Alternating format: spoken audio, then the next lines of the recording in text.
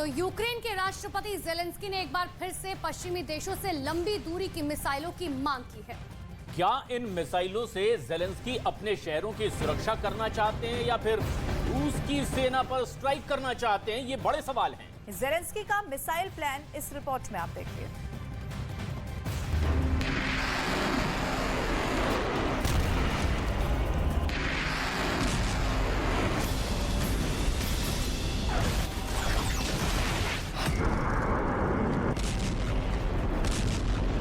Ukraine को उम्मीद नहीं थी कि दूसरे देशों से हथियार मांगकर वो जंग के मैदान में रूस के सामने एक साल तक टिक पाएगा।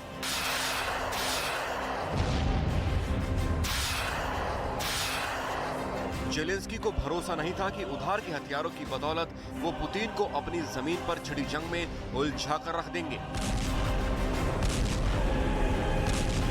और यूक्रेन की आर्मी को यकीन नहीं था कि विदेशी हथियारों के दम पर वो रूस के 1 लाख से ज्यादा सैनिकों को मौत के घाट उतार देंगे।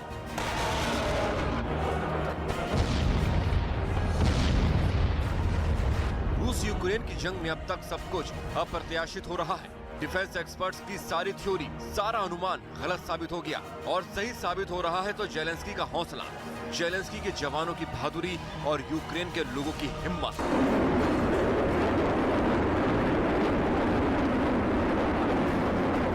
ज़ेलेंस्की को भी पता है कि बिना आधुनिक हथियारों के वो रूस की फौज के सामने एक हफ्ते भी नहीं टिक पाएंगे।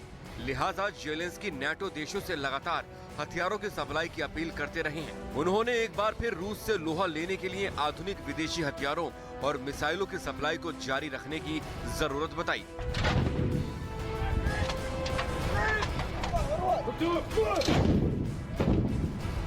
На жаль, є повсякденністю наших територій, до яких російська армія дістає ось такими ракетами. Донбас, Харківщина, південь держави.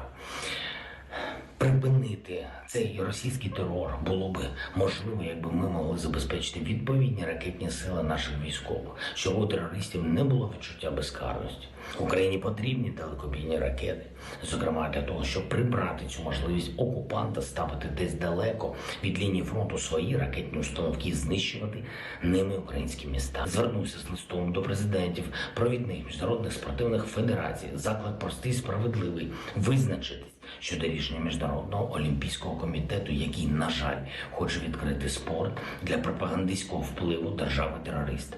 Якщо російські спортсмени з'являться в міжнародних змаганнях, то це лише питання часу, коли вони почнуть виправдовувати агресію Росії та використовувати символіку терору. І це також лише питання часу, коли Кремль почне використовувати наявну безпринципну гнучкість.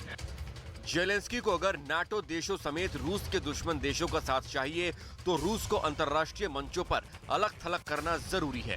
लिहाजा ज़ेलेंस्की रूस को घेरने का ऐसा कोई मौका नहीं छोड़ते। हाल ही में जब इंटरनेशनल ओलंपिक कमेटी ने रूस और बेलारूस को 2024 ओलंपिक खेलों में हिस्सा लेने की मंजूरी दे दी, तब ज़ेलेंस्की ने आईओसी को खूब खरी खोटी सुनाई, क्योंकि ज़ेलेंस्की ने आईओसी को पहले ही एक पत्र लिखा था जिसमें उन्होंने रूस को आतंकवादी देश करार देते हुए ओलंपिक खेलों में हिस्सा न लेने देने की सिफारिश की थी। लेकिन आईओसी ने ज़ेलेंस्की की अपील को ठुकरा दिया।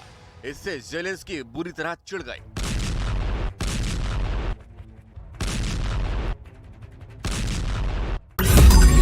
मैंने नहीं देखा इस तरह का चीट, इस तरह का क्रिमिनल माइंड पूरे जेल स्टाफ को ब्राइब कर देगा। मैं सोच भी नहीं सकता था। गवर्नमेंट फंक्शनरी को इम्पर्सनेट करता था, आवाजें बदलता था।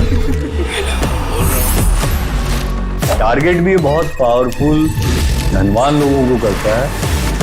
ये एक ही चीज से रुक सकता है, अगर आप इसकी जीभ काटें। न्यूज चैनलों के इतिहास में पहली बार न्यूज 18 इंडिया की web series FIR number 208 streaming 3rd February 9 PM